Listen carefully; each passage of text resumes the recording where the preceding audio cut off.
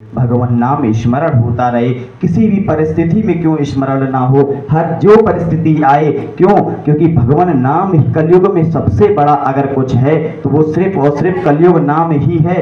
जो कलयुग नाम ही एक ऐसी चीज है जो कि भगवान नाम स्मरण के, क्योंकि कलयुग में एक दो ही चीज बची हैं। एक धर्म के 3 पैर थे, 4 पैर में 3 खत्म हो चुके हैं। जब परीक्षित ने आता है, भागवत में वर्णन आता है, सिर्फ एक पैर बचा कलयुग का। वो कौन? एक बछड़ी धर्म का। धर्म का जब कलयुग ने 3 पैर जब धर्म के काट दिए तो सिर्फ एक पैर बचा। कौन सा? वो पैर है दान। दान कहते हैं ना, दान करो कल्याण। सिर्फ एक पैर बचा है। किस चीज का? दान। कलयुग में सबसे बड़ी मगर महत्वता किसी चीज की है तो वो है दान की। पर दान लेने वाला और दान देने वाला दोनों समर्थ होने चाहिए। कि सिर्फ देखो आज का समय क्या है, दान लिया, अब जिसका ज्यादा नाम, दान उसको ज्यादा मिलेगा। वो आपका दान कहाँ यूज करेगा? गांव में आपने अक्सर देखा होगा कि बाबा मांगने आते हैं और उन पैसों से लेकर के मदिरा पान करने चले जाते हैं, कुछ खाने चले जाते हैं। तो दान करो, पर देख लो वो सामर्थ्य है उस दान लेने लायक क्या? उसको आपके दान की, क्या उस ब्राह्मण को, उस संत को या किसी भी व्यक्ति को आपके दान की आवश्यकता है? अवश्य दान दो, क्योंकि कलयुग में एक ही उपाय है, वो है दान भजन। बस 2 ही चीज कर पाओगे। और किस चीज से? दान क्या है? दान हमने जितनी सामने वाले की जरूरत पड़ी हमने दान कर दिया। कन्या विवाह हुआ, हमसे जितना बना, नहीं हम हमारे पास बहुत ज्यादा धन नहीं है, पर जितना धन हो वहां दान अवश्य। यही श्रीमद् भागवत कथा कहती है, यही कलयुग ने बताया है। कलयुग कहते हैं जब परीक्षित जी ने कलयुग को पकड़ लिया तो कलयुग को सबसे पहले परीक्षित जी महाराज ने 4 स्थान दिए। जहां पर जुआ खिलता हो, जहां मदिरा पान होती हो, जहां पर लंपट पुरुष रहते हो। लंपट पुरुष जो अपने मुंह के अभिमान बस जो कुछ, जिनको कुछ दिखाई ही ना देता हो, वो पुरुष रहते हो, वहां पर आप कलयुग स्थान चला जाए। कलयुग गिड़गिड़ाया, महाराज प्रभु बहुत बड़ा परिवार है, 4 कमरों में कुछ नहीं होगा, 4 स्थानों में कोई एक ऐसा स्थान दो जिससे हमारा पालन पोषण हो जाए। तो महाराज बताते हैं कि क्या दिया है। जब 4 बार मांगने के, जब परीक्षित जी महाराज भड़बड़ाए, गिड़गिड़ाने लगे कलयुग परीक्षित जी महाराज के सामने, तो उन्होंने सिर्फ एक ही चीज बोला, प्रभु कोई ऐसी, महाराज आपके पास देखो पूरा साम्राज्य है, आप जो दे दोगे वही ठीक है, पर आपने तो हमारी शकल देख के 4 जगह दे दी हैं। जुआ खेलता हो वहां पर क्या मिलेगा महाराज? वहां तो ऐसे ही लोग मिलेंगे जैसे हम हैं। लंपट पुरुष क्या? हम खुद लंपट हैं प्रभु कलयुग में। तो ऐसे ही पुरुष हमें और नहीं चाहिए है। हमें क्या चाहिए? प्रभु एक कमरा कोई ऐसा दे दो वहां पर हमारा, क्योंकि बड़ा परिवार काफी बड़ा है, जहां पर व्यभिचारी लोग रहते हो, समझ जाओ यहाँ कलयुग है। कलयुग के परिवार के लोग हैं, जहां पर गौओं की हत्या हो रही हो, गऊ को मारा जा रहा हो, ब्राह्मण पर अत्याचार किया जा रहा हो, समझ जाओ ये कलयुग के प्रभाव। कलयुग मारा जा रहा हो, जहां पर शिखा की चोटी जबरदस्ती कटवाई जा रही और खुद काट रहा हो अगर वो व्यक्ति शिखा रखने के बाद में, समझो ये कलयुग खुद करवा रहा है, कलयुग का परिवार का है। तब परीक्षित जी महाराज ने बहुत, और प्रसन्न इतने थे कलयुग ने, क्यों? क्योंकि उन्होंने ये कह दिया था, कलयुग ने एक चीज बता दी थी कि क्या? कलयुग ने जब ये कहा, प्रभु अगर जब आप यद फलम नास्ति तपस्या ना योगेन समाधिनः, क्यों? क्योंकि कलयुग में प्रभु एक चीज हमारा बहुत अच्छा 2 गुण है। अच्छा ये तो आपने जो दोष सुन लिए, इतने सारे दोष हैं प्रभु, लेकिन परीक्षित महाराज एक हमारे अंदर गुण भी बहुत अच्छा है। क्या गुण? वो ये है कि जो भी पुरुष कलयुग में पूजा करेगा, यद फलम नास्ति तपस्या ना योगेन समाधिना, प्रभु कोई योग करने की जरूरत नहीं है, कोई तपस्या करने की जरूरत नहीं है, कोई बहुत बड़े पुराण करवाने की आवश्यकता नहीं है। सिर्फ एक चीज कर लो, क्या? भजन कर लो भगवान का, और उसी से ही तरण हो जाएगा, उसी से ही मोक्ष हो जाएगा। अच्छा ये तुम्हारे अंदर गुण है। और क्या गुण है? प्रभु एक ही गुण है, बस यही, कलयुग में कुछ करो ना करो, बस खाली भगवान का भजन कर लेना और उसी से ही मोक्ष हो जाएगा भगवान। अच्छा ये आपके अंदर गुण है, चलो ठीक है, तुम्हारे अंदर गुण है तो जाओ, फिर तुम्हें एक कमरा और देता हूं, वो है स्वर्ण का। स्वर्ण स्वर्ण जो अपने हम लोग पहनते हैं सोना चांदी, वही सोना में जैसे ही उन्होंने परीक्षित जी महाराज ने आदेश किया जाओ आपको एक स्थान और देते हैं, तो वैसे ही वो एक स्थान दे दिया स्वर्ण सोना का स्थान। जैसे ही परीक्षित जी महाराज ने जैसे बोला कि हमें एक स्थान और देते हैं, वैसे ही उनके मुकुट उनके सोने जो भी सामान पहने हुए थे उस में बैठ गए कलयुग महाराज। अब जैसे ही अब देखो भाई कलयुग बैठेगा तो कुछ ना कुछ तो प्रभाव होगा, चाहे कोई भी क्यों ना हो, ठीक है। अब कलयुग बैठा, जैसे ही मुकुट पे बैठा प्रभु परीक्षित जी महाराज घर आए, तब तो समझ नहीं आया, क्योंकि जब आदमी पास नया नया आ रहा हो तब समझ नहीं आता है, थोड़ा समय हो जाए उसके बाद चीज़ें समझ आती है ना। आपने देखा हो जिसके पास नया नया खानदानी पैसा हो वो तो पचा लेता है, जिसके पास 2-4 लाख रुपए एकदम से आ जाएं, फिर वो देखो एक गाड़ी निकलवा के लाएगा, एक मोटरसाइकिल निकलवा लाएगा, फिर पता नहीं क्या क्या कर लेगा, वो खत्म हो जाएगा, फिर वही काम करने लग जाएगा।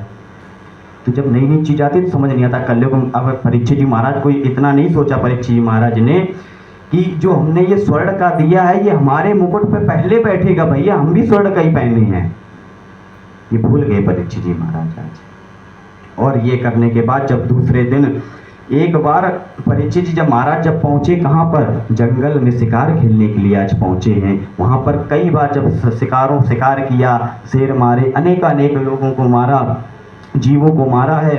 उसके बाद जब प्यास और भूख से परेशान होकर के जब परीक्षित जी महाराज एक महात्मा के यहाँ पहुँचते हैं, महात्मा के पास देखते हैं, बाहर जाकर के आवाज़ देते हैं परीक्षित जी महाराज, महात्मा साधु सुनो। बहुत देर चिल्लाने के बाद में, बहुत देर बोलने के बाद में जब कोई अंदर से प्रत्युत्तर नहीं आता है, कोई जवाब नहीं आता है, और आवेश में जब पता चलता है क्यों वो भ्रम हो रखा है कलयुग का। परीक्षित जी महाराज ऐसे नहीं है, सावधान होकर सुनना। परीक्षित जी महाराज का स्वभाव नहीं है चिल्लाना, परीक्षित जी महाराज के संत के ऊपर, क्योंकि परीक्षित जी जब परीक्षित जी का जन्म हुआ तो पहले ही ये उद्घोषण हो चुका था कि आज के समय के बाद में गौ ब्राह्मण इन सबकी हत्या बंद हो जानी चाहिए। भगवान के जाने के बाद में, जब श्री कृष्ण जाने के बाद में महाभारत समाप्त हुआ, पांडव विजय प्राप्त हो गई, उसके बाद में परीक्षित जी का जन्म होता है। परीक्षित जी के जन्म के बाद में उन्होंने पहले ही अपने राज्य में कहलवा दिया था कि हमारे राज्य में ब्राह्मण गौ इन लोगों को कभी परेशानी नहीं होनी चाहिए। परीक्षित महाराज जैसे साक्षात भगवत भक्त भगवान श्री कृष्ण ने जब अश्वत्थामा ने तीर चलाया, धनुष चलाया, तो उस समय धनुष चलाने के बाद में जब देखा कोई उपाय नहीं है, तो साक्षात भगवान श्री कृष्ण ही उत्तरा के गर्भ में प्रविष्ट हो गए थे। और वो जब जन्म होने के बाद जब परीक्षित जी का जन्म हुआ तो यही देखते हैं जब बाहर निकल करके कि जो गर्भ में मैंने पुरुष देखे थे, प्रभु देखे थे, वो कहीं दिखाई क्यों नहीं पड़ते हैं, चतुर्भुज रूपधारी। आज जैसे हमने देखा था, अब एक दिन ऐसी परीक्षित जी अपनी मैया उत्तरा को बताने लग जाते हैं, क्या देखो अब मैया एक बात बताओ, जिन्होंने गर्भ में हमारी रक्षा की थी वो दिखाई क्यों नहीं पड़ते हैं, वो दिखाई क्यों, प्रभु वो श्री कृष्ण है, पता है तुम्हें, श्री कृष्ण गोपाल हैं, कन्हैया हैं। अच्छा वो है कैसे, कहाँ रहते हैं, हम भी उनसे मिलेंगे। हमने देखा था गर्भ में जब उन्होंने हमारी रक्षा की थी तो उनके एक मोर पंख था, चतुर्भुज रूप था, हाथ में चक्र था, एक हाथ में शंख था, हाँ ऐसे ही थे। तो वो दिखते क्यों नहीं है, गर्भ में तो दिखे थे। बहुत तेज एक अग्नि के रूप में एक बाण आ रहा था हमारी तरफ और उन्होंने उससे हमारी रक्षा की थी, पर वो अब क्यों नहीं दिखाई देते हैं। मैया बोली सुनो परीक्षित, वो अपने साथ जो आपके पांडव, जो आपके पिताजी दादा थे, वो उनके साथ में चले गए हैं। कहाँ परीक्षित, वो जो श्री कृष्ण थे, जो आज जिन्होंने आपकी रक्षा की थी, वो तो अपने धाम को, लोक धाम को चले गए हैं। और जो आपके दादा थे, जो दादा थे वो, और जो अब पिताजी के बारे में, अभिमन्यु के बारे में बताती हैं, जो आपके पिताजी थे वो वीर गति को प्राप्त हो गए। अच्छा माँ कैसे, वीर गति में कैसे, एक युद्ध हुआ उसमें वीर गति प्राप्त, चक्रव्यूह हुआ था उसमें अभिमन्यु आपके पिताजी वो वीर गति प्राप्त। अच्छा माता, और अर्जुन और जो हमारे दादा थे वो अपने धाम को चले गए हैं। साक्षात जब स्वर्ग की सीढ़ियां जा रही थी तो उसमें बाकी लोगों का नहीं पता, पर आपके जो सबसे बड़े वाले दादा हैं युधिष्ठिर जी महाराज, धर्म के रूप हैं, वो स्वर्ग को गए हैं। अच्छा अब मैया ये बताओ मुझे कृष्ण कैसे मिलेंगे, जो मुझे कोख में आपके गर्भ में जिन्होंने मेरी रक्षा की, मुझे सिर्फ उनको देखना है। प्रभु परीक्षित वो नहीं ऐसे देखने को मिलेगा, उनकी पूजा करनी पड़ेगी, तपस्या करनी। अच्छा क्या करना पड़ेगा आप बताओ। प्रभु करते हैं, हर रात हर रोज छत पर जाकर के देखते हैं, बाल रूप में परीक्षित जी महाराज देखते हैं कि अब देखता हूँ। उन्होंने क्योंकि भैया ने ये बोल दिया था आप आसमान की तरफ देखना, ऊपर ही दिखाई देंगे श्री कृष्ण, आपको बिल्कुल वैसे ही दिखाई देंगे। अच्छा, तो रोज शाम को चढ़ जाते हैं परीक्षित जी महाराज, आज रात होगी अब मैं देखूंगा श्री कृष्ण दिखेंगे। अब परीक्षित जी महाराज धीरे धीरे कर करके जब श्री कृष्ण दिखाई पड़ते हैं, प्रणाम करते हैं, उनसे बात होती है।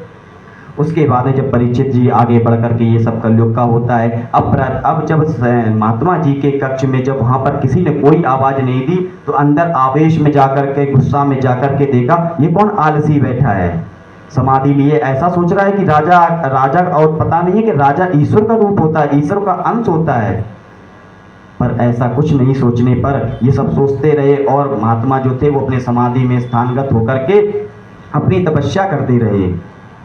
पर परीक्षित जी महाराज के ऊपर कलयुग बैठा था, वहां पर एक पड़ा हुआ सर्प उठाया और उन महात्मा जो तपस्या कर रहे थे, तपस्थली में अपने साधना में बैठे हुए थे, उनको उठाया सर्प और महात्मा जी के गले में डाल दिया।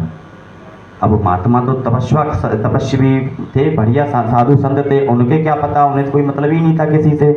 पर उनका पुत्र गंगा में वहीं पास में एक नदी में स्नान कर रहा था, वहां जाकर एक उनके शिष्य ने बताया, सुनो भैया भैया सुनो, अब गुरु जी के किसी ने गले में सर्प डाल दिया है। किसने डाल दिया है?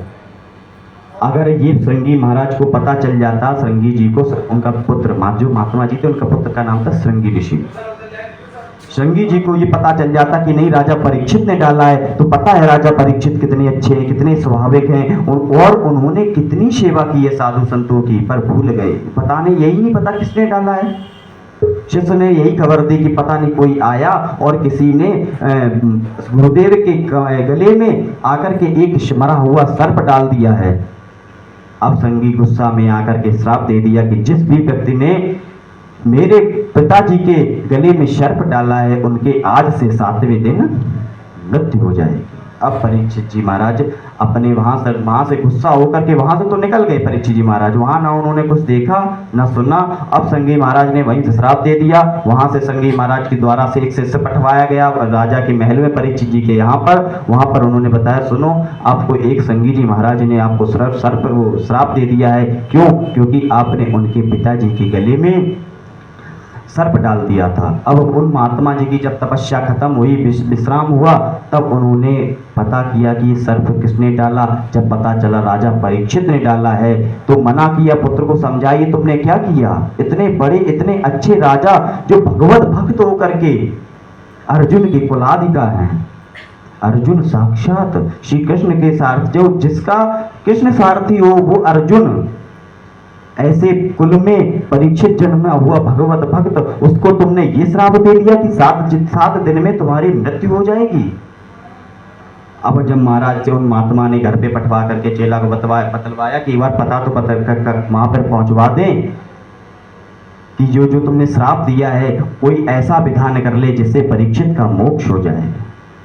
पता करवाने के बाद में परीक्षित जी महाराज क्या करते हैं, परीक्षित जी महाराज अनेकों तरह के यज्ञ बतलाते हैं। संत कहीं कुछ कहते हैं कि गीता का पाठ करवा लो, गीता पाठे मुहुर्मुहु, गीता का पाठ करवा लो, यज्ञ करवा लो, कुछ करवा लो जिससे तुम्हारा मोक्ष। अब 7 दिन में एक व्यक्ति क्या क्या करवा ले, यज्ञ करवा ले कि गीता करवा ले कि पाठ करवा ले, क्या करवा ले।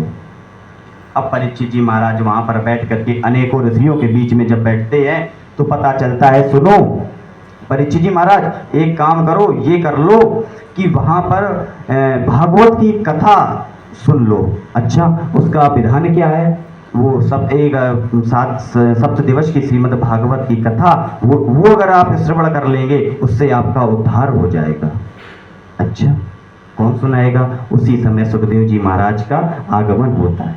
यं प्रव्रजन्तमनुपेतमपेत कृत्यं द्वैपायनो विरहकातर आजुहाव पुत्रेति तन्मयतया तर्वो विनेदो तं शरवभूतहृदयं मुनिमानतोऽस्मि। बहुत सुंदर स्वरूप में सुखदेव जी महाराज इतनी सुंदर छटा बाल रूप में, ऐसा लग रहा है जैसे साक्षात भगवान चले आ रहे हो। भागवत में लिखा है, भागवत में जहां भी पढ़ो सुखदेव जी का दिया गया है, वहां पर लिखा हुआ है भगवान सुखदेव। शुक के अवतार में कथा कल आपको बताया था, शुकाचार्य सुख के रूप में आते हुए और इतने स्वरूप लग रहे हैं। उनकी आयु अवश्य कम है, पर वहां पर बैठे हुए 88,000 ऋषि भी उनको प्रणाम कर रहे हैं। ये है सुखदेव जी, सुंदर सुंदर श्लोक का गायन करते हैं। व्यास जी ने बहुत पढ़ाया है।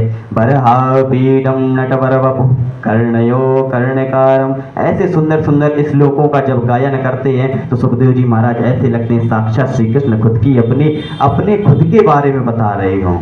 बरहा पीडम, गऊ चराने वाला, कैसा लगता होगा मोर पंख जब गऊ को सुंदर सुंदर एक कदम वृक्ष के नीचे बैठ करके बंसी बजाता है तो श्री कृष्ण कैसा लगता होगा। जब मोर पंख अपने मस्तक पर लगाता होगा तो श्री कृष्ण कैसे लगते होंगे, साक्षात सुखदेव लगते होंगे। इतनी सुंदर छटा सुखदेव जी महाराज की आते हैं और सभी ऋषिगणों को प्रणाम करके दिन में हमारा उद्धार हो जाए। अच्छा, 7 दिन में उद्धार हो जाए है कथा, श्री कृष्ण की कथा है, सुन लो। उससे 7 दिन में उद्धार हो जाएगा, मोक्ष मिल जाएगा। अच्छा, तो सुना दो प्रभु को, आप बस सुना दो, उद्धार हो जाए प्रभु हमारा, यही आपसे विनती है। अब सुखदेव जी महाराज धीरे धीरे करके 1 श्लोक 2 श्लोक 1 स्कंद इस तरह से धीरे धीरे परीक्षित जी महाराज को कथा सुनाते हैं। अब कथा देखो, उसमें 7 प्रश्न किए, धर्मागम शरणम गता। उनका लास्ट प्रश्न यही होता है कि धर्म किसकी शरण में गया। युधिष्ठिर जी के जाने के बाद में भागवत में ही अब और इसी प्रश्न पे ही पूरी भागवत है। महाराज युधिष्ठिर जी, जब तक युधिष्ठिर जी पृथ्वी पर थे तब तक तो ठीक था, समझ आता है कि युधिष्ठिर जी के साथ युधिष्ठिर जी धर्म की ध्वजा थे। अब जब युधिष्ठिर जी अपने धाम को स्वर्ग लोक को चले गए हैं, अब धर्मा कम शरणम गता है, अब धर्म किसकी शरण में गया है, बस इतना बता। 7 प्रश्न किए, 7 प्रश्न करने के बाद में परीक्षित जी एक एक प्रश्न का पूरे भागवत में उत्तर देते हैं। उसके बाद में वर्णन आता है नारद जी का पूर्व जन्म की कथा आती है। नारद जी एक रामदास नाम के एक पुत्र, रामदास जी महाराज, एक नारद जी का पूर्व जन्म आता है रामदास, नारद जी का नाम होता है रामदास। उनकी माँ के यहाँ कुटिया में रहती है, उनकी माँ एक गऊ है, उन्हीं का पालन करती है। और उनके यहाँ पर कई ऋषि मुनि उनके यहाँ पर आते हैं और आने के बाद में वहाँ पर जब अब तो हमें सिर्फ इन्हीं के साथ रहना है, रोज श्री कृष्ण की कथा, भगवान की कथा सुनाए। अब तो हमें यहीं रहना है, इनके साथ भी रहना है। पर माँ है, अब जब जाने का टाइम ऋषि मुनि ने आज्ञा ली कि भैया आपने खूब सेवा की है हमारी, अब हम ऐसा करते, अब हम प्रस्थान करते हैं, अब कहीं और किसी और तीर्थ क्षेत्र में जाएंगे, वहां जाकर रहेंगे। अब नारद जी महाराज पीछे पड़ जाते हैं रामदास जी कि प्रभु ऐसा नहीं, अब तो हम भी आपके साथ में चलेंगे। ऋषियों ने मना किया, आपकी माँ है, अपनी माँ की सेवा करो। नहीं, पर नारद जी महाराज मना करने लग जाते हैं, नहीं प्रभु, अब तो मुझे सिर्फ और सिर्फ आपकी सेवा करनी और भगवत कथा ही सुननी है। ये ऐसा करने लगते, जब तक ऐसा करो, सुनो रामदास, ऐसा करो कि जब तक श्री कृष्ण आपकी मैया है ना, तब तक श्री कृष्ण की कथा आप अपने मैया को सुन लेना। अब आपकी जब मैया का देहांत हो जाए तब मेरे पास आ जाना। अब तो रामदास महाराज, नारद जी महाराज दिन भर यही सोचने लगे कि मेरी मैया का कब देहांत होगा और मैं कब भगवान की कथा सुनने के लिए जाऊंगा। अब रात में ऐसे पूरे समय कब मेरी मैया का देहांत होगा और कब मैं जाऊंगा भगवान की कथा सुनूंगा। ऋषियों मुनि के साथ इतने दिन रहे और इतनी अच्छी अच्छी कथा सुनाई, अब मैं क्या करूं। अब रात दिन जब यही चर्चा करने लगे तो ऐसा हुआ कि एक दिन उनकी मैया गोधोहन कर रही थी और गोधोहन करते समय सर्प आया और उनकी मैया को डस लिया। देख लिया नारद जी ने कि मेरी मैया को डस लिया है सर्प ने, छोड़ दिया और उनके साथ में चले गए ऋषि मुनियों के साथ में। ऐसा वृत्तांत आता है नारद मुनि का। और उसके बाद में कथा, और देखो मेरा कथा कहने का भी ये अभिप्राय है कि अभी हमने चर्चा की थी थोड़ी सी, तो उन्होंने बोला कि हमने चर्चा की तो मेरे मन में यही आया कि कथा हम ऐसी, क्योंकि तो समय कम है, 2 घंटे में कितनी कथा हम सुना लेंगे, ठीक है। तो समय ऐसा करते हैं कि शॉर्ट में थोड़ी थोड़ी शुरू से पूरी कथा सुन लो, आप पूरी कथा भी हो जाए इसी बहाने। और जो मेन प्रसंग है। और इसके बाद में आपको सबसे अच्छा ये कि यहाँ तक पहुँचने के बाद में आगे कथा आपको ध्रुव चरित्र अच्छी है, आपको ध्रुव चरित्र सुना देंगे। ध्रुव चरित्र पे आज विश्राम करेंगे। कल भगवान का श्री कृष्ण जन्म मनाएंगे। श्री कृष्ण जन्म मनाने के बाद में दशम स्कंद, सुदामाचर्य, रुक्मणी विवाह। यहाँ तक हमारा मन है कि हम आपको बीच बीच में हिंट देते हुए पूरी कथा हो भी जाए और जो मेन मेन प्रसंग है वो आपको स्मरण करवा दें, याद, ये विचार है। तो अगर बीच में हम कोई शॉर्ट कथा कर रहे हैं या मोबाइल में देखो रिकॉर्ड हो रहा है, यूट्यूब पे जाएगा ये, तो मेरा यही है कि अगर कोई देखे तो फिर मन में विचार इस प्रकार विचार ना आए कि ये पंडित जी ने तो पूरी कथा ही शॉर्ट कर दी है। तो हम पहले ही बता दे रहे हैं कि इस कथा का मतलब ही यही है कि कथा पूरी हो जाए। हालांकि ये कथा हो रही है जो यहाँ पर पाठ भी हो रहा है, 18,000 श्लोकों का पूरा गायन हो रहा है, पूरा पाठ हो रहा है। तो इस विषय पर कोई भी अपने मन में जरा सी भी कुछ भी मत लाना और सावधान होकर के सिर्फ एक ही विचार करना कि यहाँ पर एक अनुष्ठानगत भागवत का पाठ हो रहा है और जो यहाँ चल रहा है, अभी कथा चल रही है, ये एक सत्संग के रूप में चल रही है। तो मन में ऐसा कोई भी मत लाना, ऐसा कोई भी अपने मन में बात मत लाना कि जिससे आपके मन में कोई भी तर्क उत्पन्न हो। तो इसलिए कथा शॉर्ट की जा रही है और मेन प्रसंग जो आते हैं वो आपको सुनाने की आवश्यकता हम कर देंगे। और हम सुनाने की उसके बाद में कथा आती है जब नारद जी की कथा कर जो रामदास जी महाराज थे वो अपने संतों जो संत लोग थे उनके पास चले गए, माता का देहांत हो गया। उसके बाद में कथा आती है, उसके और बाद में कथा एक आती है ध्रुव चरित्र की। ध्रुव चरित्र कौन, बीच में कथा आती है सती चरित्र की भी कथा आती है। सती चरित्र आप लोगों ने बहुत रामायण में भी सुन लेते हैं, इसलिए हमें उस पर फोकस नहीं। आप कहेंगे तो कल हम सुना देंगे, हमें कोई इसमें दिक्कत नहीं है, क्योंकि हम बैठे इसलिए कि आप कोई भी एक ऐसा दिन में एक ऐसा प्रसंग सुना दो जिससे आपका मन प्रसन्न हो जाए। तो उसके बाद में कथा आती है जब मनु जी की पुत्रियां तीन, अदिति, प्रसूति, देवहूति, 3 पुत्रियां और 2 पुत्र हुए, उत्तानपाद और प्रियव्रत। उत्तानपाद किसे कहते हैं? हालांकि देखा जाए तो उत्तानपाद हम सभी उत्तानपाद ही हैं। उत्तानपाद जिसके पैर ऊपर और सर नीचे, जब मैया के गर्भ में हो तो पैर ऊपर होते हैं, हम सभी के होते हैं, और मुख नीचे होता है। जिसके पैर ऊपर और मुख नीचे हो वही उत्तानपाद है। हमारा शरीर ही उत्तानपाद है। और उनकी 2 पत्नियां हैं, कौन? सुरुचि और सुनीति। सुरुचि क्या है? सुरुचि। और ये कथा क्या है? उत्तानपाद जब हम खुद हुए तो हमारी 2 पत्नियां हैं, कौन? सुरुचि और सुनीति। सुनीति क्या है? सुनीति वो है जो शास्त्रों के आधार पर चले, भगवत भजन करे। और वही सुनीति जो शास्त्र जो संत लिख कर चले गए हैं, संत लिख गए हैं पूर्वजों के, जो पूर्वज बनाकर चले गए घर पर, कोई चीज बता गए कि ऐसा इस तरह से करना, वो सुनीति है। और सुरुचि क्या है?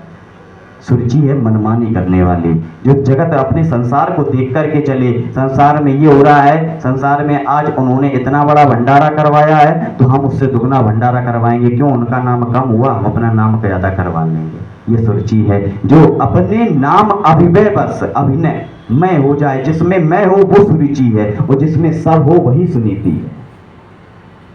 सबका भला हो, सब भगवान के सब पर भगवान कृपा करे, वही तो सुनीति है। और सुरुचि किसी का भला ना हो, मेरा मत भला हो जाए भगवान, वही सुरुचि है। और यही तो उत्तानपाद है। यही हमारे यहाँ 2 मन में पत्नियां रहती हैं। जो जब सुनीति का उपयोग करता है जीवन अपने यहाँ पर, तो उसके यहाँ पर पुत्र के रूप में उत्पन्न होता है ध्रुव।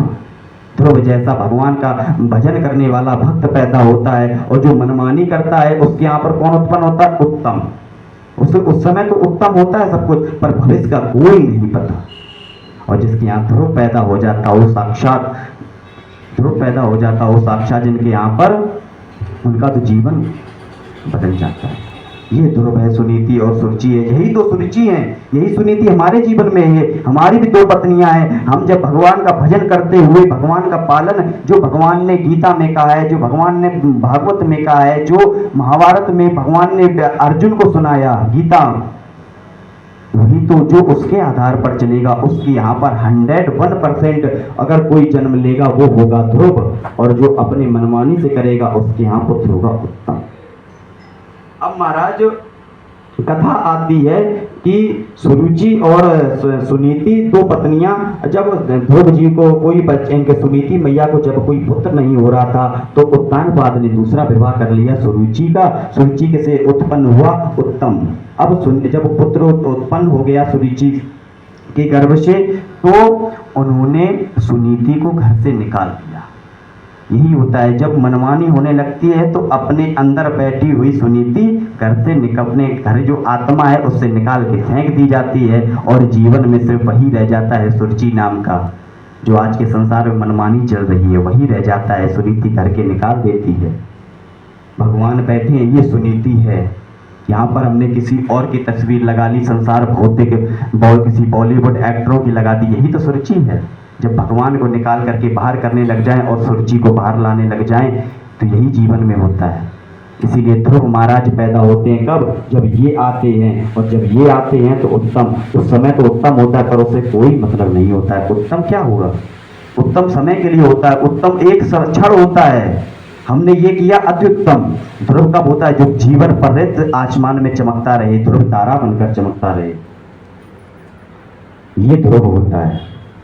तो विवाह करने के बाद में जब देखा कि जब सुनीति की कोई पुत्र नहीं हो रहा है तो उत्तानपाद ने मैया सुनीति को घर से बाहर निकाल दिया और सुरुचि के साथ में अपने महल में रहने लग गए, महल में रहने लग जाते हैं। जब ये सब देखने के बाद में जब और भगवान की ऐसी कृपा होती, सुनीति मैया एकादशी का व्रत रहने लग जाती हैं और उनके यहाँ सुंदर सा पुत्र उत्पन्न होता है ध्रुव। और ध्रुव इतना भगवत भक्त होता है कि एक दिन थोड़ा बड़ा हो जाने पर एक दिन उत्तानपाद के महल के पास में जाता है, अपना जब परिचय देता है उत्तानपाद के सामने कि ये मैं सुनीति का पुत्र हूँ, दौड़ करके उत्तानपाद अपने गले से लगा लेता है, अच्छा मेरे पुत्र हो? उत्तानपाद को पता ही नहीं है कि मेरा एक सुनीति के द्वारा एक पुत्र प्राप्त है। कौन? ध्रुव। उठा करके जैसे ही अपने आसन पर मंच पर अपने जिस पे राजा बैठे हुए, उत्तानपाद बैठे हुए मंच पर थे, उस पर जैसे बिठाने लग गए, सुरुचि ने देख लिया, अरे तुम यहाँ कैसे बैठ गए आकर के? ये बात ध्रुव को बहुत बुरी लग गई। और जब और भी बहुत सारी सुरुचि मैया ने जब बातें बहुत बोली कि यहाँ पर तुम्हारा बैठने का हक नहीं, यहाँ पर अगर किसी का बैठने का हक है तो वो है सिर्फ उत्तम का, हमारे पुत्र का है। तुम तो कुटिया में रहते हो, कुटिया में रहो, तुम्हारा यहाँ बैठने का हक नहीं है। उत्तानपाद चुप हो करके रह गए। ध्रुव अपनी मैया के पास आए, मैया वहाँ पर मैं ऐसे गया था अपने पिताजी से मिलने में आए। तो अच्छा तो क्या कहा? मैया कुछ नहीं, पिताजी ने तो बहुत सुंदर तरीके से गले से लगाया, पर मैया सुरुचि ने मुझे ऊपर से उतार के नीचे फेंक दिया। क्यों? उन्होंने बोला कि जब मेरी कोख से आप जन्म लोगे तब इस मंच का अधिकार बनोगे। अच्छा, और उन्होंने ये भी बोला कि पहले तुम मरो। तो अच्छा, ऐसा बोला मैया सुरुचि ने? हाँ मैया, उन्होंने बोला कि पहले मरो फिर मेरी गर्भ से जन्म लो, तब इस मंच का अधिकार प्राप्त होगा। ऐसा सुनकर के मैया मुझे बैठना है। अरे ध्रुव, तुम उस मंच के लिए मरे जा रहे हो, उस मंच के लिए परेशान हो। अगर बैठना आई है तो भगवान की तपस्या करो, उस मंच पर बैठो जिस पर साक्षात श्री कृष्ण बैठते हैं। अरे मैया, ऐसा ही मंच है? हाँ है मंच एक ऐसा। तो मैया क्या करना पड़ेगा? बताओ ना क्या करना पड़ेगा। ऐसा करो, एक काम करो, उसको तब आपको मिल जाएगा। क्या करो? ऐसा करो, भगवान की तपस्या करो। अच्छा, वो भगवान मिलेगा कहाँ? भगवान कहाँ मिलेगा? वो तो हरि व्यापक है, हरि व्यापक सर्वत्र समाना। ध्रुव वो हर सब जगह पर है, जहां पर तुम देखना चाहोगे वहां पर श्री कृष्ण बैठे, नारायण बैठा हुआ है, उनकी तपस्या करो ना। अच्छा मैया, तो अहो तेजा चरित क्षत्रियाणाम। मैया लेकिन मैं तो क्षत्रिय हूं, मैं भगवान की तपस्या कैसे करूंगा? मैं तो युद्ध करने के लिए हुआ। अरे तो मंच चाहिए ना, मंच मिलेगा भगवान की तपस्या से, युद्ध करके मंच तुम्हें मिल जाएगा, पर भगवान का भजन करने पर, भगवान की तपस्या करने पर साक्षात नारायण का मंच मिलेगा। अच्छा भैया, वो बहुत अच्छा है। अरे हाँ बहुत अच्छा है। बस अब ये ध्रुव महाराज जी के मन में एक यही होता है, जब मनुष्य के जीवन में एक लक्ष्य बन जाता है वो अवश्य प्राप्त करता है। ध्रुव जी ने बस अपने जीवन में एक लक्ष्य बना लिया है, क्या? अब मुझे भगवत भक्ति करके भगवान का मंच चाहिए। 5 साल का व्यक्ति और इससे ज्यादा क्या ही सोच पाएगा, पर उसने सोचा कि अब मैं सिर्फ भगवान की भक्ति करूंगा और भगवान की भक्ति करके ही मैं भगवान का मंच प्राप्त करूंगा। अब मुझे नहीं चाहिए पिताजी का वो मंच, वो तो बहुत छोटा है। अब मैया ने बताया है भाई, सुनीति मैया ने बताया, भगवान की तपस्या करो, भगवान का भजन करो। अच्छा, अब ध्रुव जी महाराज निकल जाते हैं घर से, जंगल में भटक रहे हैं, देख रहे हैं कहाँ पे जाऊं, क्या करूं, इधर से उधर उधर से उधर, और बीच में ही मिल जाते हैं कौन? हाँ, बीच में ही मिल जाते हैं नारद जी महाराज। क्योंकि देखो, कल हमने आपको बताया नारद, एक ये भी है कि जिसकी बात कहीं पे रद्द ना हो वो नारद है, ना राक्षसों में ना देवताओं में, वही नारद है। पर एक नारद ये भी हैं, बीड़ा बजाते हुए जिसके जीवन में आ जाते हैं। समझो, भागवत में ऐसा वर्णन आता है कि जिसके जीवन में नारद मिल गए हैं, समझो उसे भगवान की प्राप्ति हो ही गई है, लगभग 80% हो गई। जिसको जीवन में नारद मिल गए, मतलब किसको? जिससे देखो, ध्रुव को मिले भगवान नारद मिल गए, प्रहलाद को नारद जी महाराज मिले, इतने परेशान पिता इतने दंड दे रहे हैं, कहीं इस पहाड़ी से फेंक देते हैं, कहीं वहां से, कहीं हाथी के नीचे कुचलवा रहे हैं, नारद जी महाराज मिले नहीं कि भगवान मिले नहीं। जिसके जीवन में नारद जी महाराज मिल जाते हैं, समझो कि साक्षात श्री कृष्ण मिल चुके हैं। भगवान बीड़ा बजाते हुए रास्ते, अरे इतना छोटा सा बालक और जंगल में भटक रहा है, इतने बनेले पशु यहाँ पर, जहर वाले पशु रहते हैं, जीव जंतु रहते हैं, और इतना छोटा सा बालक होकर के यहाँ जंगल में रुका। हे पुत्र, कहाँ?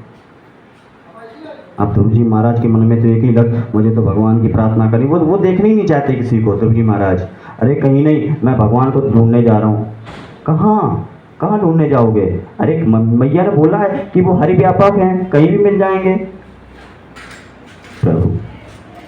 प्रभु वो तो ठीक है, हरि व्यापक हैं, कहीं भी मिल जाएंगे, पर एक चीज बताओ, क्या तुम्हारी मैया ये नहीं बताई, ये भी तो बताया होगा कि कहीं भी जाओ, वायु हवा तो सब जगह चलती है, पर कहीं भी अगर टायर में हवा भरवानी है तो किसी एक दुकान पे तो जाना पड़ेगा ना, वहीं पे तो वहीं वायु मिले। वायु तो खूब चली, पैसे खोल के खड़े हो जाओ, देखें भर जाए, नहीं भरेगी, पर उस दुकान पर जाना पड़ेगा, उस दुकान पर जाकर के कहना पड़ेगा कि मुझे इसमें हवा डलवानी है, तब भरेगी ना।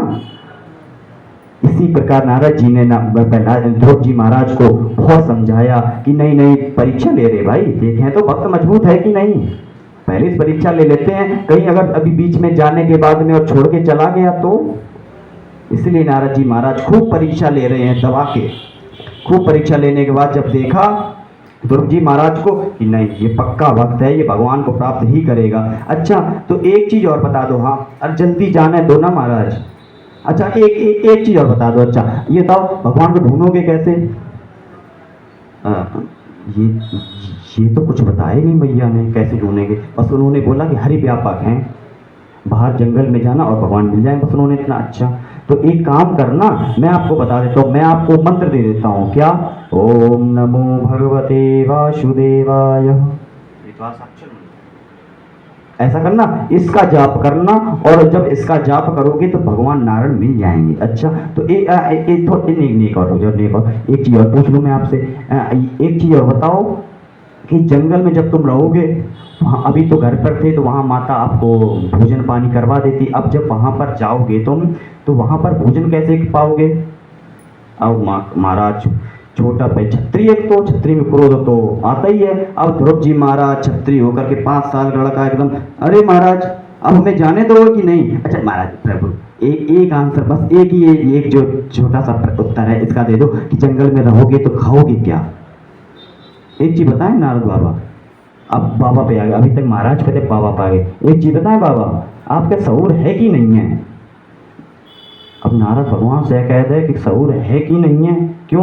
क्योंकि नारद बाबा से पूछ रहे कि एक चीज बताओ, मोर में जो पंख हैं उसमें कलर किसने दिया? बोले भगवान ने। अच्छा, पक्का ना 100%? बोले हाँ पक्का 100%। नारद जी महाराज बोले हाँ 100% पक्का है कि मोर के पंख में कलर भी भगवान ही ने दिया है। अच्छा, जो दूध है, अब भगवान नारद ध्रुव जी महाराज ने नारद बाबा से पूछना शुरू किया, एक चीज बताओ, जो दूध है उसमें घी का जो अस्तित्व वो किसने दिया? दूध ही रह जाता, घी क्यों बन गया उसमें, क्यों दिया?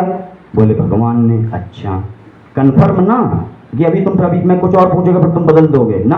बदलूंगा नहीं, यही कंफर्म है, भगवान ने दिया है। घी में अस्तित्व, दूध में अस्तित्व घी का किसने? भगवान ने दिया है। ठीक है, तो बाबा एक और चीज पूछूं? हाँ पूछो। जब घी में अस्तित्व, दूध में घी का अस्तित्व भगवान दे सकता है, और जिसमें कलर अनेक, एक मोर में, एक पंख में इतने सारे रंग भगवान दे सकता है, क्या वो 5 साल का, मैं 5 साल का बालक, मेरा छोटा सा पेट नहीं भर सकता है? नारद जी महाराज समझ गए कि अब बिल्कुल पक्का, एकदम बिल्कुल 100% पका हुआ एक फल होता है, अब ये पक चुका है, अब हमें विश्वास है, क्योंकि गुरु को भी ये लगता है कि चेला हमारा हमसे ऊपर जाए। ये होता है गुरु के अंदर। गुरु हमेशा सोचता है कि मेरा चेला हमेशा आगे बढ़े। हाँ, मैं उन गुरु की बात नहीं कर रहा हूँ जो जलन से परेशान हो जाएं, पर गुरु का महत्व यही, गुरु यही चाहता है कि मेरा चेला मेरे से ऊपर जाए। नारद जी महाराज ने कहा जाओ प्रभु ध्रुव, अब बस तुम एक ही मंत्र करना, कि क्या? द्वादशाक्षर मंत्र का जाप करना, और इसी से ही तुम्हें नारायण भगवान मिल जाएंगे। अब ध्रुव जी महाराज जाते हैं कहाँ पर? मथुरा में आकर के यमुना जी के किनारे आकर के तपस्या चालू करते हैं। ओम नमो भगवते वासुदेवाय, ओम नमो भगवते वासुदेवाय, ओम नमो भगवते वासुदेवाय। इस तरह से पूरी तरह से पूजा कर, तपस्या करने के बाद में अब उन्होंने अपना जो समय था वो धीरे धीरे करके बदलने लग गए। क्या बदलने लग गए? अब वो समय धीरे धीरे करके, अभी कुछ दिन उन्होंने ऐसे ही कुछ खा पी लिया, जो मिल गया वही पा लिया, वो खा करके अब कुछ दिन बाद उन्होंने क्या किया? कुछ दिन बाद अब उन्होंने जो पेड़ से पत्ते गिर जाते थे वो पत्ते उठा करके खा ली। किसी दिन वो घास खा ली। अब 3 दिन भूखे रहने लगे, वही पत्ते खाए 3 दिन, और 3 दिन भूखे रहने लगे। और समय बीतने पर कुछ दिन उन्होंने क्या किया? पानी पी करके रहने लगे। 3 दिन पानी पीते, 6 दिन पानी पीते, बाकी दिन पानी नहीं पीते। और समय बढ़ा जब वायु पी करके रहने लग गए, तपस्या करने लग गए। वो कुछ दिन वायु पीते, किस दिन प्राणायाम लगाकर वायु पीना भी बंद कर देते। अब तो महाराज जैसे ही 6वां महीना लगता है भगवान ध्रुव की तपस्या का, अब उन्होंने एक टांग पर, एक अंगूठे पर खड़े होकर के भगवान की तपस्या चालू कर दी। तपस्या कैसी? एक अंगूठे पर खड़े होकर के, और अपने प्राणों को रुष्ट कर दिया, अपने प्राण निकाल के वहीं खड़े हो गए। अब चारों तरफ वायु रुष्ट हो गई, वायु को रोक दिया। अब चारों तरफ हाहाकार हो गया, प्रभु जाओ। इंद्र बड़बड़ाने लगा, इंद्र का सिंहासन डोलने लग गया है, और प्रभु जाओ, आपका कोई भक्त बहुत गहरी तपस्या कर रहा है। अरे कौन कर रहा है? अरे महाराज सुनीति का पुत्र ध्रुव बहुत गहरी तपस्या कर रहा है, आपको जाना पड़ेगा। अच्छा, अब महाराज जाते हैं और जाकर के बोलते हैं ध्रुव ध्रुव ध्रुव। अब ध्रुव ने आंख नहीं खोली। क्यों ध्रुव आंख इसलिए नहीं खोल रहे हैं कि कोई ऐसा तो नहीं है कोई तपस्या भंग करने के लिए आ गया हो, और बड़ी मुश्किल से तो हमने तपस्या कर पाई, और कोई आ जाए और तपस्या फिर हमें शुरू करनी पड़े। अब महाराज अरे ध्रुव बोलो, मैं नारायण, तुम्हें सिंहासन चाहिए ना? अब समझ गए कि हाँ वही नारायण मैं जिनका ध्यान कर रहा हूँ इतने दिन से तपस्या। नारायण ने, ध्रुव जी महाराज ने धीरे से आंख खोली और देखो इतने बड़ा सिंहासन के ऊपर भगवान बैठे हुए हैं। आंख खोल करके प्रणाम किया, पर कुछ कह ही नहीं पा रहे। 5 साल का बालक क्या कहता? कुछ कह नहीं पा रहे। भगवान ने अपना शंख लिया। क्यों? मूकं करोति वाचालं पंगुम लंघयते गिरिम। भगवान की कृपा से जो नहीं बोलने वाला भी बोलने लग जाता है, लंगड़ा चलने लग जाता है। भगवान ने जैसे ही उनके कपोलों में शंख लगाया, ऐसे ही ध्रुव जी महाराज योऽन्ता प्रविश्य मम वाचमिमां प्रसुप्तां सञ्जीवयत्यखिलशक्तिधराश्वधाम्ना अन्यस्ते-हस्तचरणश्रवणत्वगादीन् प्राणान् नमो भगवते पुरुषाय तुभ्यं। जैसे ही शंख मुंह में लगाए भगवान की स्तुति करने लग गए। हे प्रभु, हम आपको प्रणाम करते हैं। सुंदर सी श्लोक में भगवान की स्तुति करने के बाद में अब भगवान ने उठाया और अपने सिंहासन पर बिठा लिया। सिंहासन बिठाने के बाद में ध्रुव जी महाराज ने प्रणाम किया। प्रणाम करने के बाद में अपने घर को आ गए। घर पर आने के बाद में आगे कथा ये होती है कि उन्होंने उसके बाद में जो पीछे हुआ, उत्तम जी महाराज कुछ यक्षों से लड़ने गए और वहां पर उत्तम की मृत्यु हो जाती है। जो सुरुचि का पुत्र उत्तम था उसकी मृत्यु हो जाती है। उसके बाद में उन यक्षों से ध्रुव जी महाराज युद्ध करने जाते हैं। उन यक्षों को समाप्त करने के बाद में ये उत्तानपाद के जो सिंहासन, उस पे मंच पर इनका शासन आ जाता है। ध्रुव जी महाराज का अभिषेक हो जाता है और आगे का अब ध्रुव जी महाराज ही, इन्हीं की परंपरा में आगे आते हैं बलि, राजा बलि। ध्रुव जी महाराज की ही परंपरा में आगे आते हैं बलि, जो पावन भगवान की पूजा करके जिन्होंने 3 पग में पूरे, पावन भगवान ने 3 पग में पूरी धरती पृथ्वी लोक सभी नाप लिए थे। इन्हीं की परंपरा में आगे आते हैं बलि और उनकी कथा अभी हम आपको जितनी जल्दी हो सुना देते हैं। एक बार जब वामन भगवान जब राजा बलि इंद्र का सिंहासन लेना चाह रहे थे कि हमें अब इंद्र का सिंहासन, शुक्राचार्य जी महाराज उनके गुरु, देवताओं के गुरु बृहस्पति और इनके गुरु हुए कौन? शुक्राचार्य। राजा राक्षसों के बलि थे शुक्राचार्य जी महाराज और देवताओं के गुरु थे गुरु बृहस्पति जी महाराज। अब शुक्राचार्य जी महाराज अनेकों यज्ञ करवा रहे हैं, खूब करवा रहे हैं। वहां से उनका एक पुत्र प्राप्त, सब जब कश्यप जी महाराज के यहाँ पर जब देखते हैं कि अब कैसे हमारा ये सिंहासन जो है ये कैसे बचेगा, तब भगवान वामन का अवतार होता है और 24 अवतारों की भी कथा आती है इसी में ही।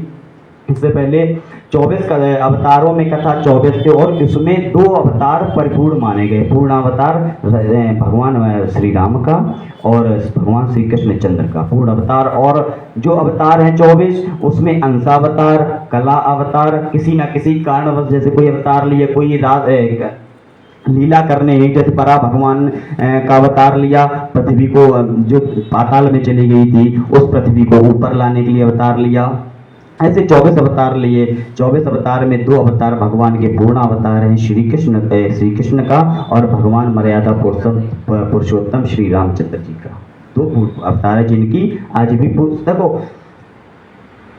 पूजा सबकी होती है समय से। अब जैसे साउथ में जाओ तो बड़ा भगवान की भी पूजा मंदिर हैं जहाँ पर उनकी पूजा की जाती है, पर पूर्ण अवतार की वजह से भगवान श्री कृष्ण और भगवान श्री राम की पूजा हर जगह होती है। बाकी देवताओं की जगह पूजा कोई अपने को लेके हिसाब से मान लेता है पूजा। जैसे कपिल देव भगवान हुए बौद्ध में, जैनियों में कौन पूजते हैं? कपिल भगवान ही उनमें आते हैं, बुद्ध जैनियों में इनकी ही पूजा की जाती है, कपिल देव जी महाराज की, इन्हीं के उसमें। और वे एक ऋषभ देव जी महाराज, अनेक भगवान के 24 अवतार होते हैं इन्हीं में। और जब राजा बलि के यहाँ पर जब वामन भगवान जाते हैं और यज्ञ के समय जब देखते हैं कि अब इनका यज्ञ समाप्त हो गया, अगर पूरा हो गया, शुक्राचार्य जी महाराज ने अगर ये यज्ञ पूरा करवा दिया तो ये यज्ञ की वजह से पूरा का पूरा इंद्र लोक चला जाएगा राक्षसों के पास में। राजा बलि इसके इंद्र बन जाएंगे। इंद्र देखो, एक आपको बताएं, इंद्र कोई नाम नहीं है। इंद्र एक वो है, जैसे जिस तरह से कहते हैं, अब जैसे हमारा आपका जैसे हो गया शुक्ला है, एक पद है, ठीक है। अब जैसे नंद बाबा कोई इनका नाम थोड़ी है। जिसके यहाँ 9 लाख गाय वो नंद है, नंद बाबा नाम नहीं है। जिसके यहाँ पर 9 लाख गौएं हैं वो नंद है, नंद बाबा नाम नहीं, नंद बाबा एक पद है। ऐसे ही एक इंद्र भी पद है, इंद्र का दिया हुआ पद। इंद्र तो जो कह देते ना इंद्र का, तो इंद्र एक पद है, नाम नहीं है इंद्र। वही इंद्र बनना चाह रहे हैं राजा बलि, उसके लिए यज्ञ करवाते हैं। यज्ञ में पावन भगवान आ जाते हैं, उनका उनसे 3 पग धरती मांगते हैं। 3 पग धरती ना पूरी हो जाने में जब नहीं हो पाती है तो अपना शरीर, खुद का शरीर भी दान भगवान को कर देते हैं। ये करने के बाद भगवान राजा बलि जब अपनी छाती पर पैर रखते हैं तो ध्रुव जी महाराज साक्षात उतर के ऊपर से नीचे आ जाते हैं कि प्रभु आपने कैसी कृपा की है। एक भक्त को पहले ध्रुव की रक्षा की और आज राजा हमारे पर जो बलि हैं दादा, उनकी आपने रक्षा की। ये समय है। और उसके बाद में भगवान उनको यमलोक नीचे का तल लोग दे देते हैं उसमें। और इसमें एक जो कथा है वो आपको सुना देता हूँ। उसमें भगवान से एक वर मांगते हैं राजा बलि कि प्रभु आपने सब कुछ तो ले लिया है, अब एक चीज है वो बताओ तो हम आपसे वर एक मांगना चाहते हैं। अच्छा बताओ। अब तो कुछ पता नहीं है। एक चीज है कि आप, हम जब भी आप गेट खोलें बस आपके दर्शन हो जाएंगे। अब भगवान अब तो अब राजा बलि अपना जैसे ही सुबह उठते, सुबह गेट खोलते, भगवान के दर्शन। अब तो महाराज परेशान, उधर लक्ष्मी जी क्षीर सागर में परेशान। समय बीत गया, लक्ष्मी जब भगवान अब वापस ही नहीं आए, कहाँ पर सेवा दे रहे हैं भगवान? राजा बलि के द्वार पर सेवा दे रहे हैं। जौन सा गेट खोलते हैं वहीं पर। अब मैं बता, देखो बलि ने ये और कह दिया था कि मैं जिस गेट को खोलूं, मैं अगर जिस गेट से खोल दूं, यहाँ पर बोला तो भगवान आप वहीं पर मुझे दर्शन दीजिए, आपने सब कुछ तो लिया, तो इतना तो करो।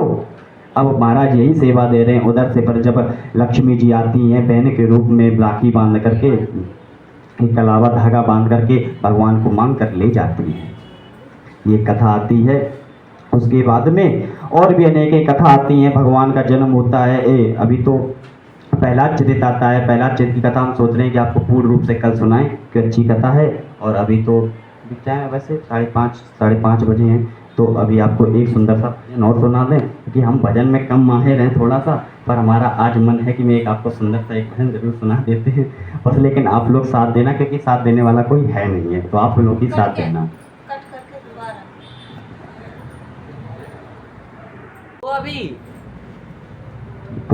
बोले राधा कृष्ण भगवान की जय।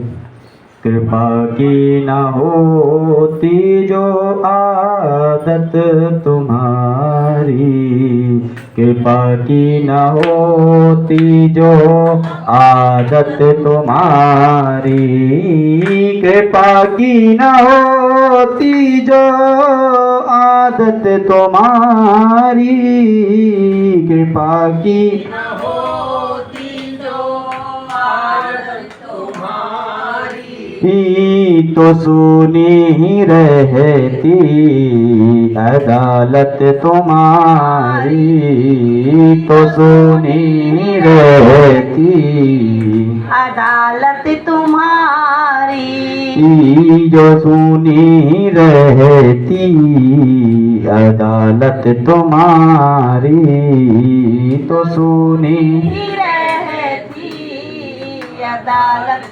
तुम्हारी, जो तीनों के दिल में जगह तुम न पाते, जो तीनों के दिल में जगह तुम न पाते, तो किस दिल में होती हिफाजत तुम्हारी, तो किस दिल में होती हिफाजत तुम्हारी, कृपा की न होती जो आदत तुम्हारी, कृपा की न होती जो आदत तुम्हारी, तो सुनी रहती अदालत तुम्हारी, तो सुनी रहती अदालत तुम्हारी, गरीबों की दुनिया है आबाद तुमसे, गरीबों की दुनिया है आबाद तुमसे, गरीबों की दुनिया है आबाद तुमसे, गरीबों की दुनिया है आबाद तुमसे, से गरीबों से है बादशाहत तुम्हारी, गरीबों से है बादशाहत तुम्हारी, तुम्हारी उल्फत के द्रग बिंदु हैं ये, तुम्हारी उल्फत के द्रग बिंदु हैं ये, तुम्हें सौंपते हैं अमानत तुम्हारी, तुम्हें सौंपते हैं अमानत तुम्हारी, कृपा की न होती जो आदत तुम्हारी, कृपा की न होती जो आदत तुम्हारी, तो सुनी रहती अदालत तुम्हारी, तो सुनी रहती अदालत तुम्हारी, नाम होते मुजरिम न तुम होते हाकिम, न तुम होते मुजरिम न हम होते हाकिम, न तुम होते मुजरिम न तुम होते हाकिम, न तुम होते मुजरिम न तुम होते हाकिम, न हर घर में होती इबादत तुम्हारी, न घर में होती इबादत तुम्हारी, न घर घर में होती इबादत तुम्हारी, न घर घर में होती इबादत तुम्हारी, कृपा की न होती जो आदत तुम्हारी, कृपा की न होती जो आदत तो सुनी रहती अदालत तुम्हारी, तो सुनी रहती अदालत तुम्हारी। की जय मेरे कनुआ को मनुआ लगो है कि नहीं, उदो सही दे बताए कनुआ को मनुआ लगो है कि नहीं। ये बहुत ही सुंदर एक आपने सुना होगा, पागल बाबा नाम से वृंदावन में थे जो चित्र विचित्र के गुरु जी। तो एक बार ये आश्रम में आए थे महाराज, तो सुनाता ये बहुत सुंदर भजन है। मेरे कनुआ को मनुआ लगो है कि नाए, उदो सही दे बताए। यहाँ तो उद्धव जी से पूछ रही हैं, कौन? मेरे कनुआ। जब ये पत्र लेकर के जाते हैं उद्धव जी महाराज वृंदावन में, तो यशोदा मैया पूछती हैं अपने लाला के बारे में, मेरे कनुआ को मनुआ, मेरे जो कन्हैया हैं उनको मन लगो कि नहीं लगो है। मेरे कनुआ को मनुआ लगो है कि नहीं, उधो सही दे बताए, सही दे बताए, उधो सही दे बताए, सही दे बताए, उधो सही दे बताए। मेरे कनुआ को मनुआ लगो है कि नहीं, उधो सही दे बताए। यहाँ तो खा तो माखन मिश्री, यहाँ तो खा तो माखन मिश्री, वहाँ बाके माखन मिलो है कि नहीं, उधो सही दे बताए, सही दे बताए, उधो सही दे बताए, सही दे बताए।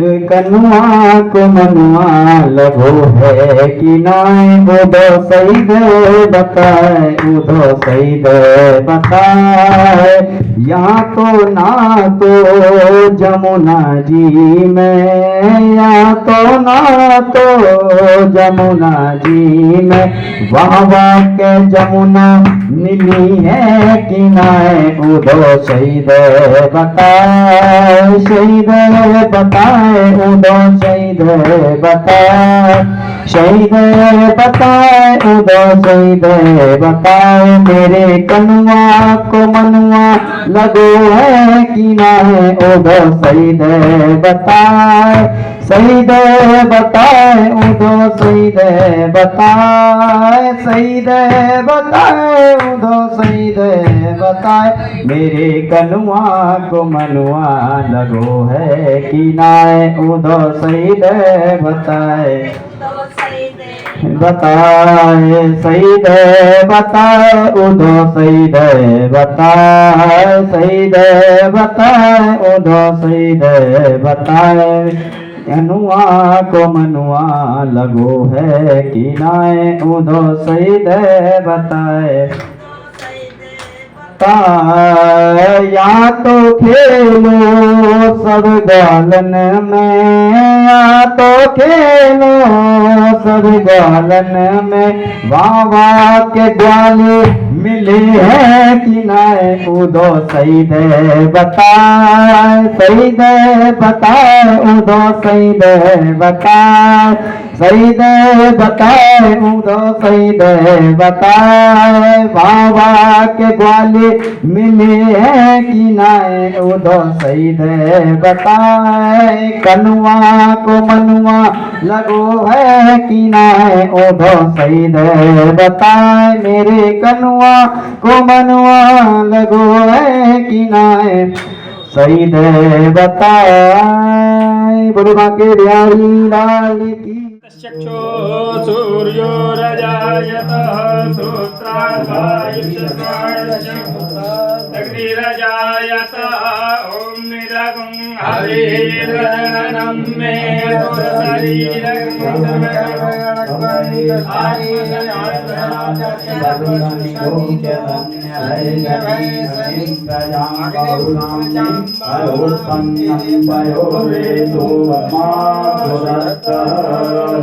मन में बसा कर तेरी मूर्ति उतारूं मैं गिरधर तेरी आरती मन में बसा कर तेरी मूर्ति उतारूं मैं गिरधर तेरी आरती करुणा करो कष्ट हरो ज्ञान दो भगवान भव में फंसी नाव मेरी तार दो भगवान करुणा करो कष्ट हरो ज्ञान दो भगवान भव में फंसी नाव मेरी तार दो भगवान दर्द की दवा तेरे पास है दर्द की दवा तेरे पास है जिंदगी दया की भीख मांगती प्रभु मन में बसा कर तेरी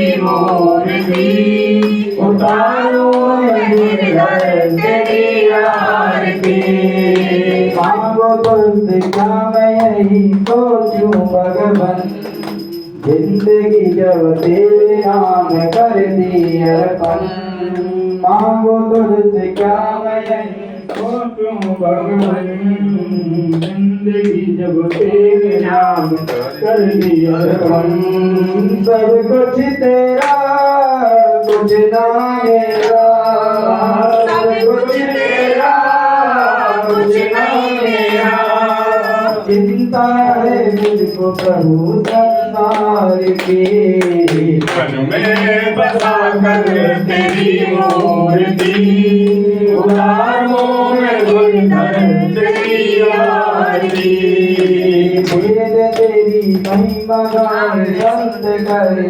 गान वेद तेरी महिमा गाए संत करे ध्यान, नारद गुणगान करे छेड़ बीड़ा तान। वेद तेरी महिमा गाए संत करे ध्यान, नारद गुणगान करे छेड़ बीड़ा तान। भक्त तेरे द्वार करते हैं पुकार, संत तेरे द्वार करते हैं पुकार। दास मिलकर तेरी गाए आरती प्रभु, मन में बसा कर तेरी आरती उतारूं मैं इधर तेरी आरती। मन में बसा कर तेरी मूर्ति उतारूं मैं इधर तेरी आरती। मन में बसाकर तेरी आरती उतारो मैं गिरधर तेरी आरती। श्री भागवत भगवान की है आरती, पापियों को पाप से है तारती। श्री भागवत भगवान की है आरती, पापियों को पाप से है तारती। हमारे ग्रंथ ये मोती पंथ ये पंचम वेद के तारा, नर जोग जगाने वाला। ये हमारे ग्रंथ ये मोती पंथ ये पंचम वेद के तारा, नर जोग जगाने वाला। हरि नाम यही हरि नाम यही हरि नाम यही हरि नाम यही। जय जग मंगल की आरती, पापियों को पाप से है तारती। श्री भागवत भगवान की है आरती, पापियों को पाप से है तारती। ये शांति गीत पावन मुनील पापों को मिटाने वाला, हरि रस जगाने वाला। ये शांति गीत पावन पुनीत पापों को मिटाने वाला, हरि रस जगाने वाला। ये सुख करनी ये सुख हरनी ये सुख करनी ये दुख हरनी। मधुसूदन की आरती, पापियों को पाप से है